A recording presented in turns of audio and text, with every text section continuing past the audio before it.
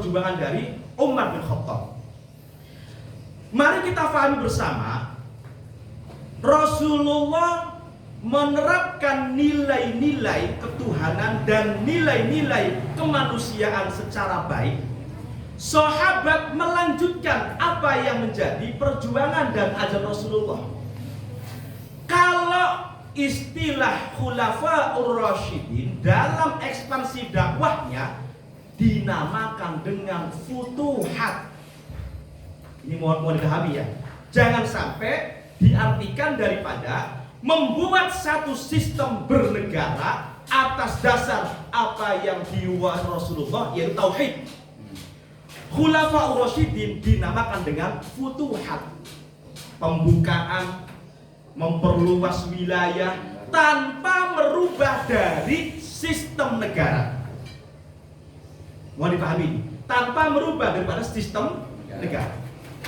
Sebab dalam tafsir maudhu'i, tafsir yang menggunakannya pendekatan ini ya, namanya pendekatan pokoknya maudhu'i, diterangkan bahwa negara adalah, pengertiannya ini, negara adalah satu konsep yang langgeng dengan tujuan melindungi dari setiap hak warga negaranya, dan kemudian warga negara itu bisa tinggal tanpa terjadinya perselisihan, haknya terpenuhi, dilindungi, dan seterusnya. Dan itu melihat daripada wilayah yang berbeda-beda.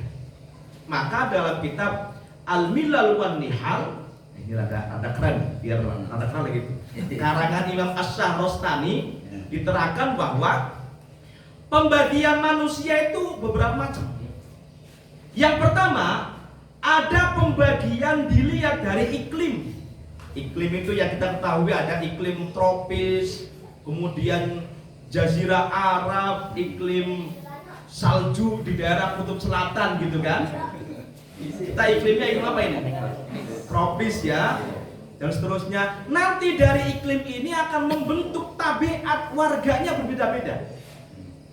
Tabiat warga yang tropis dengan yang dingin berbeda tabiatnya. Tabiat yang dingin dengan yang panas berbeda tabiatnya. Dan dari tabiat yang berbeda-beda ini membutuhkan satu konsep dasar bernegara yang sesuai dengan kebutuhan, dan itu pasti berbeda-beda. Melihat dari tabiat yang berbeda, itu menurut daripada karangan Imam Asy-Syahrastani dalam kitab Al-Milal wan Nihal, manusia itu terbagi satu diantaranya dari iklim. Yang kedua, dilihat dari wilayah. Ada orang barat, ada orang timur, ada orang selatan, ada orang utara. Indonesia saja, orang timur dengan orang barat, Papua dengan orang Aceh punya watak yang berbeda. Gak usah jauh-jauh. Saya dari Pantura, orang Jawa Gledegan, masuk ke wilayah Sunda, tenyahonya resnon paham, aduh ngomong naon aduh. Karena memang komunikasinya beda, budayanya beda, tabiatnya juga beda. Jadi yang kedua, manusia dilihat daripada arah. Ada arah barat, arah barat, timur, utara dengan selatan. Itu yang kedua. Yang ketiga, dilihat dari golongan. Nah, golongan ini sudah masuk ini. Dilihat dari golongan.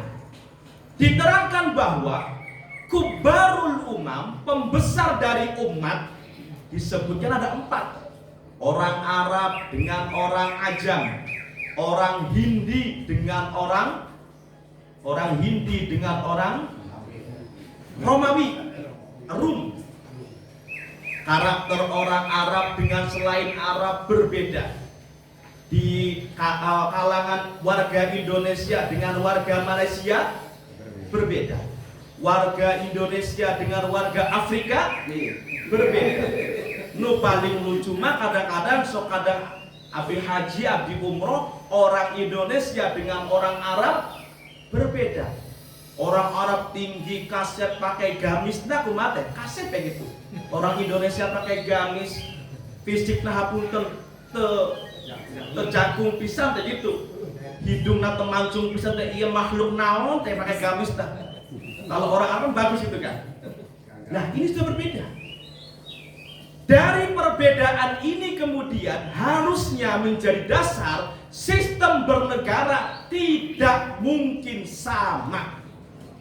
Karena atas dasar latar belakang perbedaan kondisi ini membutuhkan daripada sistem negara yang berbeda. Maka Nabi dakwah dulu namanya dakwah, kalau perluasan Khulafaur Rasyidin namanya futuhat, membuka, memperluas pemahaman nilai-nilai Islam tanpa merubah dasar daripada negara.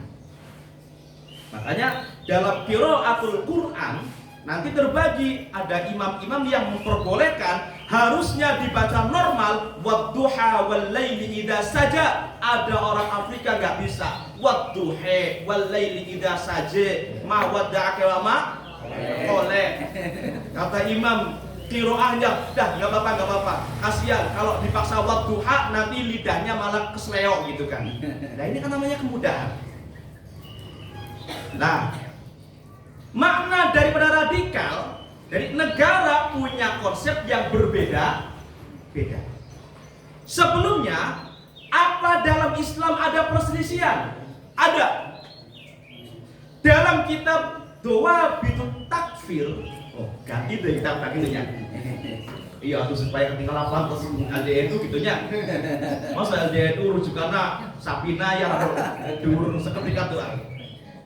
Dalam kitab Doa Bitut Takfir diterangkan bahwa awalun naza fil Islam huwa at-takfir bainahum. Awal terjadinya perselisihan dalam agama Islam adalah permasalahan at-takfir, pengkafiran satu dengan yang lain. Kenapa? Dorongan terjadinya perselisihan ini karena berlebihannya dalam memahami tekstual atau kontekstual agama. Jadi kalau berbicara radikal dari dulu sudah ada. Apa kemudian bisa hilang? Sunnatullah mengatakan itu bisa hilang. Sampai ayat Nabi masih ayat gitu. Gereja Allahu Akbar. Gitunya. Nu sebelahna ayat ieu nu sebelah tak ayat kafir. Ya kan repot itu kan. Dari dulu sudah ada dan sekarang juga sudah ada.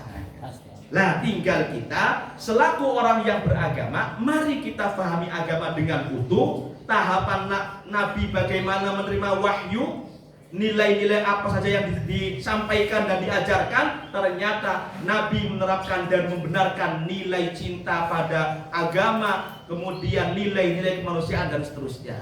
Maka radikal ini pemahaman dan penjelasan yang menarik karena sifatnya akan berkelanjutan terus menerus, dan harapannya di Karangsembung dengan adanya rumah dakwah ini mampu bisa menjadi penggerak menebarkan Islam yang teduh, Islam yang menyejukkan tanpa menyalahkan satu dengan yang lain. Maka belajar bersama-sama gitu kan.